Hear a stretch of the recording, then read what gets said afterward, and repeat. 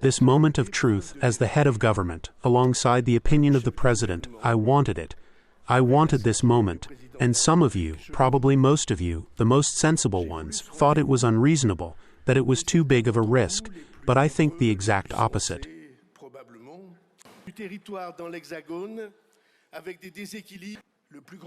The biggest risk is not to tackle this, to let things go on without any change, to do politics as usual, to let it last without making any decision that is required up to the moment when the irreparable comes, when we approach the edge of the cliff, because what we are tackling today is not a political question, it is a historic question.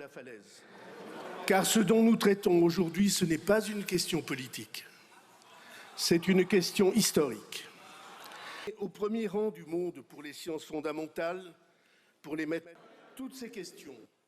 All these questions today depend on the one which is all fundamental, on the vital question. The vital emergency in our situation is in critical condition, on which our state, our independence, our public service, our social model depend. It's the question of putting our over-indebtedness under control, your support being the minimum agreement without which I can't continue in my mission.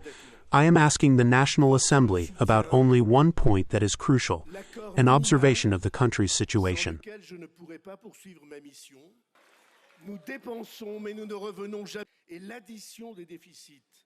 And the addition to the deficit of billions of euros each year has led us to a crushing accumulation, 3,415 billion euros in debt at the exact moment we're speaking. This accumulation has a price.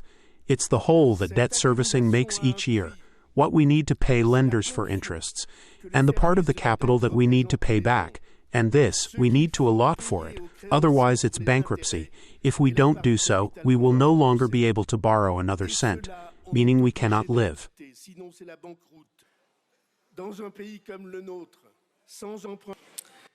Imagine what our family revenue and the state's resources would be if we had 15 or 20% more resources to share, our salaries 15 to 20% higher, and the state's resources 15 to 30% higher.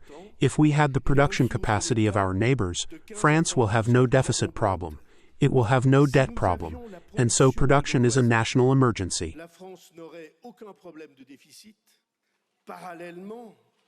Dear lawmakers, you have the power to make the government fall, but you cannot erase the reality. The reality will remain inescapable. The spending will continue to rise even more, and the burden of debt that's already unbearable will become more and more heavy and more costly.